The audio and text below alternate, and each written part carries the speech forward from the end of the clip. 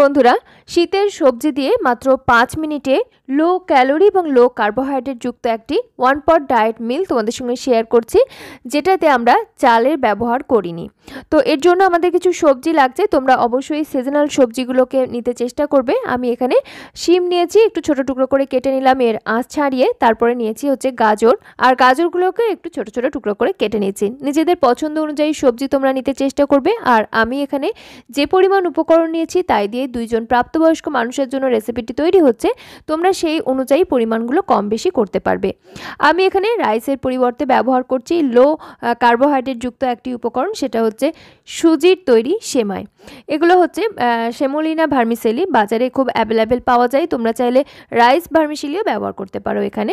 তো এটাকে আমি ফার্স্টে একটু ড্রাই রোস্ট করে নেবো, কারণ এটা হচ্ছে ড্রাই রোস্ট করা নেই। ফার্স্টে শুকনো কড়াইয়ের মধ্যে আমি এটাকে একটু মিডিয়াম টু লো ফ্লেমে নাড়াচাড়া করে নিচ্ছি, তাতে এর মধ্যে একটা সুন্দর ফ্লেভার আসবে আর এটা কুক করার পরে খেতে ভালো লাগবে। তো তোমরা যদি আগের থেকে ড্রাই রোস্ট করে নেওয়া সেমাই ব্যবহার করো, সেক্ষেত্রে আর এই কাজটা করতে হবে না। আচ্ছা, সেমাই কিন্তু অনেক রকম পাওয়া যায়, ময়দারও সেমাই পাওয়া যায়। তো ময়দার সেমাইটা অতি অবশ্যই অ্যাভয়েড করতে হবে। ক্যালোরি যদি তোমরা কম ইনটেক করো বা গ্লুটেন ফ্রি রেসিপি বানাতে চাও, সেক্ষেত্রে অতি অবশ্যই কিন্তু এই ধরনের ভার্মিসেলিগুলো ইউজ করার চেষ্টা করবে। তো ওটাকে আমি ড্রাই রোস্ট করে একটা পাত্রের মধ্যে ঢেলে রাখলাম। তারপর এখানে আমি 1/2 চা চামচ পরিমাণ সরষের তেল নিয়েছি।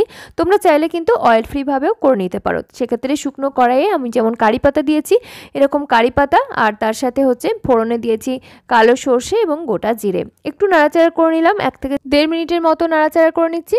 আর তোমরা এখানে সরষের তেলের পরিবর্তে ঘি কিংবা বাটার ব্যবহার করতে পারো, বা অলিভ অয়েলও ইউজ করা যাবে, কিংবা অয়েল ফ্রিভাবেও রেসিপিটা বানিয়ে ফেলা যাবে। তারপর এখানে আমি দিয়ে দিলাম খানিকটা কুচানো পেঁয়াজ এবং যে শিমগুলো কেটে রেখেছিলাম সেগুলো দিয়ে দিলাম।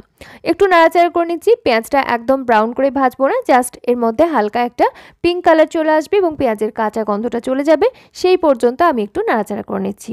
তোমরা যদি এটাকে সম্পূর্ণ নিরামিষভাবে বানাতে চাও, মানে পেঁয়াজ রসুন ছাড়া বানাতে চাও, সেক্ষেত্রে অবশ্যই পেঁয়াজটা কিন্তু বাদ দেওয়া যাবে, আদার ব্যবহার করা যেতে পারে।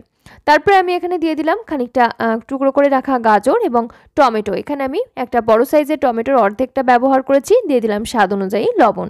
তারপরে এগুলোকে আবার একটু নাড়াচাড়া করে নিচ্ছি। শিমটা দেখবে অনেক সময় ভালো লাগে না শিমের গন্ধটা, ওই জন্য আমি ফার্স্টেই কিন্তু শিমটা দিয়েছি, যাতে পেঁয়াজের সঙ্গে একটু ভাজা ভাজা হয় এবং এর গন্ধটা ভালো লাগে, কাঁচা গন্ধটা চলে যায়।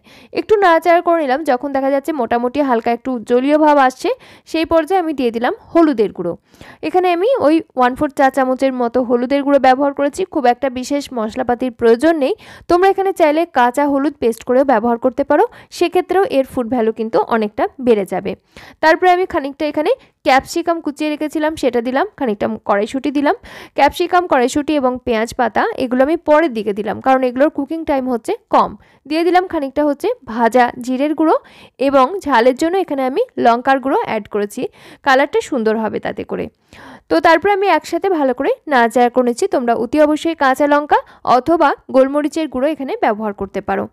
ভালো করে নাড়াচাড়া করতে করতেই দেখবে সবজি থেকে খানিকটা জলীয় ভাব বের হবে এবং তাতেই বেশ মোটামুটি একটু কষানো মতো হয়ে যাবে। আমি কিন্তু ঢাকা চাপা দিইনি, মোটামুটি মিডিয়াম টু লো ফ্লেমে একই রকমভাবে নাড়াচাড়া করছি। মিনিট 2-3 মতো নাড়াচাড়া করতে করতেই দেখবে বেশ সুন্দর একটা গন্ধ বেরোচ্ছে। সেই পর্যায়ে আমি অ্যাড করে দিচ্ছি জল। আমি এখানে 1 বাটি পরিমাণ ভার্মিসেলি নিয়েছি, তো সেই বাটিরই 2 বাটি পরিমাণ জল অ্যাড করে দিলাম। আর জলের সঙ্গে ভালো করে মিশিয়ে নিচ্ছি। তোমরা চাইলে কুসুম গরম জল ব্যবহার করতে পারো, তবে আমি রুম টেম্পারেচারে থাকা জলই নিয়েছি। বন্ধুরা, তোমরা যারা আজকে ফার্স্ট টাইম আমাদের চ্যানেল ভিজিট করছো বা নতুন অডিয়েন্স, তাদের জন্য বলে রাখি আমি কিন্তু এরকমই স্বাস্থ্যকর রেসিপি শেয়ার করে থাকি, যেগুলো যারা তোমরা ওজন কমাতে চাইছো তাদের জন্য ভীষণ হেল্পফুল। তাছাড়াও হচ্ছে বাচ্চা থেকে বয়স্ক প্রত্যেকের জন্য ভীষণ হেলদি হয়ে থাকে আমার রেসিপিগুলো। তোমরা যারা হেলদি ফুড পছন্দ করো তারা কিন্তু অতি অবশ্যই চ্যানেলটি সাবস্ক্রাইব করে পাশে থাকা বেল আইকনটা অল করে রাখতে পারো, এরকম নিত্য নতুন হেলদি ফুডের সন্ধান পেতে। তারপর আমি এর মধ্যে দিয়ে দিলাম স্বাদ অনুযায়ী লবণ, আর একটু নাড়াচাড়া করে নিচ্ছি। লবণটা আমি প্রথম দিকে দিয়েছিলাম কিন্তু কিছুটা কম মনে হলো, সেই জন্য এই পর্যায়ে আমি আবারও খানিকটা লবণ দিলাম। আর মাঝখানে আমি ঢাকা চাপা দিয়ে এটাকে মোটামুটি 60 to 70% মতো বয়েল করে নিয়েছি। এই পর্যায়ে আগের থেকে ড্রাই রোস্ট করে রাখা সেমাইগুলোকে অ্যাড করে দিলাম, আর তারপরে ভালো করে নাড়িয়ে চাড়িয়ে মিশিয়ে নিচ্ছি। জলটা কিন্তু খানিকটা কমে এসছে, আর এরপরে মানে সেমাইগুলো অ্যাড করার পরে আমি কিন্তু আর ঢাকা চাপা দিচ্ছি না, তাহলে কি হবে না, এটা বেশি সিদ্ধ হয়ে যাবে। আর এগুলো বেশি সিদ্ধ হয়ে গেলে বা একদম ঘাটা ঘাটা হয়ে হয়ে গেলে খেতে ভালো লাগবে না। সবজিগুলোর মধ্যে একটা হালকা ক্রাঞ্চি ভাব থাকবে, তাহলে দেখবে খেতে ভালো লাগে এবং দেখতেও ভালো লাগে। এদের কালারটা পুরো মাত্রায় বজায় থাকে আর এদের ফুড ভ্যালুও পুরো মাত্রায় বজায় থাকে। সবজি ওভারকুক করে ফেললে কিন্তু এর পুষ্টিগুণ অনেকটা কমে যায়। এইবারে বলি এই খাবারটা আমাদের কি করে ওজন কমাতে সাহায্য করবে বা আমাদের এটা কিভাবে হেলদি ডায়েট হচ্ছে। প্রথমেই বলি এখানে আমরা বেশি রকমের সবজি ব্যবহার করেছি, যেগুলো হচ্ছে প্রচুর পরিমাণে ফাইবারযুক্ত এবং আমাদের পেট অনেকক্ষণ ভর্তি রাখতে সাহায্য করে, সেক্ষেত্রে ওজন কমাতে সাহায্য করে এবং প্রচুর পরিমাণে মিনারেলসের মধ্যে রয়েছে, ভাইটামিনসও রয়েছে। এরপরে আসি আমরা রাইসের পরিবর্তে কেন ভার্মিসেলি ইউজ করলাম। এখানে তোমরা যদি একটু কার্বোহাইড্রেট নিতে অসুবিধা না থাকে সেক্ষেত্রে অল্প পরিমাণ যে কোনো রাইস ব্যবহার করতে পারো, তবে কার্বোহাইড্রেট যাতে কম ইনটেক করা হয় বা আমাদের ওজন কমাতে যাতে সাহায্য করে সেজন্য আমি লো কার্বযুক্ত একটা আইটেম ইউজ করেছি। এখানে আমি সেমাই নিয়েছি, তোমরা সেমাইয়ের পরিবর্তে কিন্তু সুজি ব্যবহার করতে পারো বা পাস্তাও কিন্তু ব্যবহার করা যাবে। অতি অবশ্যই সেমোলিনা পাস্তা বা রাইস পাস্তা বা হুইট পাস্তা এগুলো নেওয়া যেতে পারে।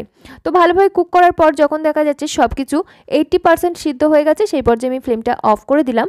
তারপরে আমি এখন গরম গরম পরিবেশন করে নিচ্ছি। আমাদের এই রেসিপিটি সকালের ব্রেকফাস্ট, রাত্রে ডিনার কিংবা দুপুরে লাঞ্চের জন্য একেবারে অ্যাপ্রোপ্রিয়েট। তাছাড়াও লাঞ্চ বক্সে কিন্তু নেওয়া যাবে, বাড়ির বাচ্চা থেকে বয়স্ক প্রত্যেকেরই পছন্দ হবে। সকালে যদি এটা এক বাটি খেয়ে নেওয়া যায় তাহলে দেখা যাবে সারাদিন আর তেমনভাবে খিদেই পাবে না এবং ওজন কমবে তরতরিয়ে। সাথে যদি বেলি ফ্যাট থাকে সেটাও কিন্তু কমতে সাহায্য করে। উপর থেকে আমি খানিকটা পাতিলেবুর রস ছড়িয়ে দিচ্ছি, তাতে করে খেতে ভীষণ ভালো লাগে। তোমরা এখানে ফ্রেশ ধনেপাতা কুচি এবং যদি চাও গোলমরিচের গুঁড়ো ছড়িয়ে নিতে পারো, চাইলে একটু মিষ্টি স্বাদের জন্য মধুও ছড়ানো যেতে পারে। লাস্টে আমি কয়েক টুকরো টমেটো নিয়ে নিলাম, যেটা আমাদের ওজন কমানোর ক্ষেত্রে ভীষণ হেল্প করে এবং আমাদের শরীর কিন্তু অনেকটা তরতাজা রাখতে সাহায্য করে। আমার আজকের রেসিপি যদি তোমাদের ভালো লেগে থাকে অতি অবশ্যই একটা লাইক করো, কমেন্ট করতে পারো, তোমার আত্মীয় পরিজনদের সঙ্গে শেয়ার করতে পারো যাতে তারাও এরকম হেল্পফুল এবং হেলদি রেসিপির সন্ধান পায়। আজকের মতো তাহলে এখানেই বিদায় নিচ্ছি, ফিরে আসছি খুব তাড়াতাড়ি পরবর্তী নতুন কোনো স্বাস্থ্যকর রেসিপির সন্ধান নিয়ে। সকলে খুব ভালো থেকো, সুস্থ থেকো এবং সাবধানে থেকো। ধন্যবাদ।